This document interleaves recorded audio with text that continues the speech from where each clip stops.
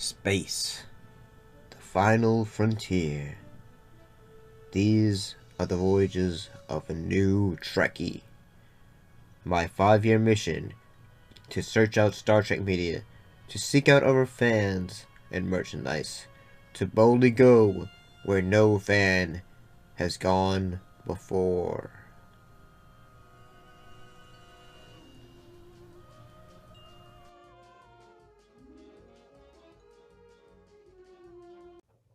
Let's see, was this the one that had Trials and Tribble-ations?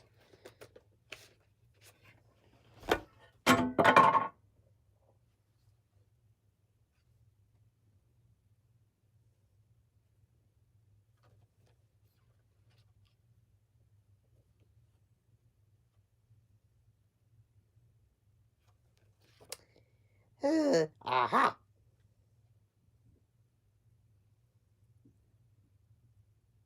Yes, found it. I found it. I had a copy. I have Star Trek the original TOS on DVD. But we're talking about today. We're talking about the DS9 episode, Trials and Tribble-ations.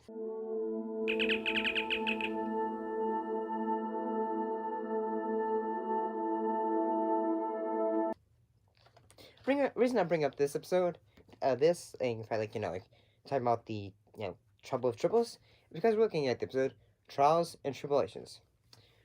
There has actually been quite a few sequels with Trials with the Tribbles from TOS.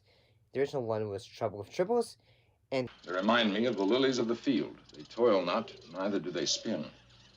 They seem to eat a great deal. I see no practical use for them. Does everything have to have a practical use for you? They're nice, they're soft, and they're furry, and they make a pleasant sound. Then More Trouble, which was from the animated series. I'll be honest and say, when it comes back to it, I am always, feeling I always love it, the show Star Trek, when, it had episodes that, talk about the past and such, and, try to get us as the viewers invested, looking back at a story with a sense of nostalgia. But let's get more detail about the episode Trials and Tribble-ations.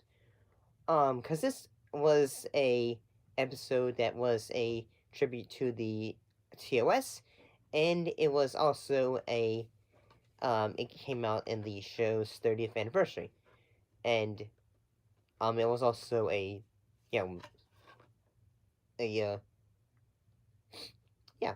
ahead and talk about it. In this episode, Cisco and the crew aboard the U.S. Defiant are taking back time to the events of the original TOS episode, The Trouble of Tribbles, and must work to prevent the assassination of James T Kirk of the U.S. Enterprise by Klingon using a booby-trapped triple. So I gotta say, one of the things that I kind of really liked about this episode is in that I like the fact that we are using all the such moments of okay, we're going to look back and use some moments of we're gonna make it look like our actors have been directly put into an episode of TOS. Red command officers wore gold, and women wore less. I think I'm going to like history. And such. Like the sequences in which they are talking wait, those are Klingons, and Worf just going to say, oh no, and all that, gotta explain this again. They are Klingons, and it is a long story. What happened?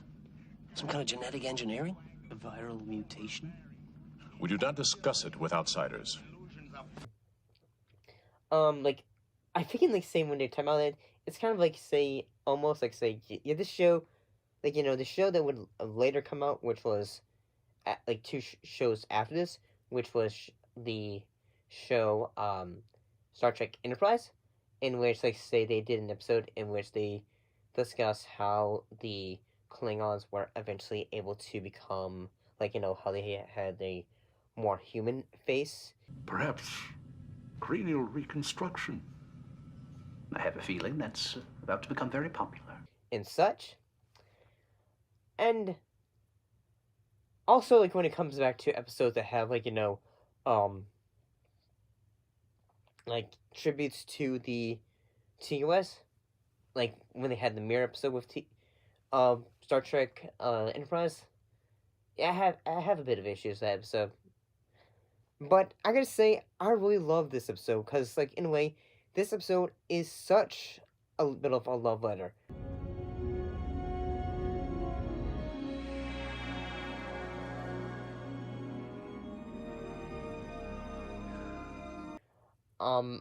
One thing that also made me realize, like, this, after going through so many episodes of Star Trek as of now, it made me realize I still love TOS. TOS was a show that gave you a lot of humor. It had that, sometimes it had that sense of color about it, and at the same time it had that, even though, this show had, when at the time it could be considered having a big budget, like, you're looking back and it has such a sense of nostalgia about it. Young ladies and value your wine. Be watchful of young men in their velvet prime. This episode also gives us that, like, compared to, like, say, one of the episodes that go, like, say, yeah, like, this episode, Little Green Men, or the episode, Our Man Bashir. I'm gonna say, this episode would be considered a classic.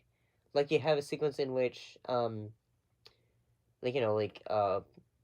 Julian, and O'Brien, they're talking, and, like, say they're in the lineup, trying to, like, say, nope, I didn't throw that punch, Captain Kirk, and all that. And I do kind of like it in this episode, in which Dax, she is the one who goes, like, who's, like, oh, the entire episode, she's just going, like, saying, has no one noticed, like, how hot, Kirk is, and such? I had no idea. What? He's so much more handsome in person. Those eyes. Kirk had quite the reputation as a ladies' man. Not him. Spock.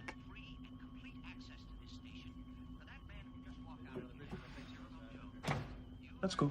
Mr. Barris, I have guards around the grain. I have guards around the Klingon. I thought, like, say, okay, like, she's constantly going, like, saying, oh, yeah, like, say, I could go back and we could talk about this, because I remember all this stuff and such. And it's also, I also kind of feel like, say, looking back, it's been a while since I watched Trouble with Tribbles, so, like, the moment in which, like, they are, like, Harry Mudd, I think it's Harry Mudd, yeah, when he appears, and I'm gonna say, wait, when did he suddenly get the mustache man, again? Because, like, yeah, that was a great mustache. And yeah, I really enjoyed this episode. It had a sense of fun about it. One of the, like, episodes where I go, like, say, okay, you guys are just gonna have fun with this. Like, you're gonna have a, episode that's not gonna, like, they're not gonna totally rely on all the dramaticism, but at the same time, we're gonna rely on more of a sense of nostalgia and such. It worked. As captain, I want two things done. First, find Cyrano Jones, and second, close that door. And I think it works for this episode. It's not tired, and at the same time, like, all the characters, like, who are of the main cast, they're all seem to be just having fun with this episode. I think the episode I thought, okay, I like this episode, is the ending, in which they say, okay, the time agents, they're going to say, well, nothing seems to be too crazy. Thank you for your time, and such. Probably would have done the same thing myself. What ends up happening, though, is that they had, like, Odo had taken one of the tribbles into the future. So now the entire station is just covered with tribbles.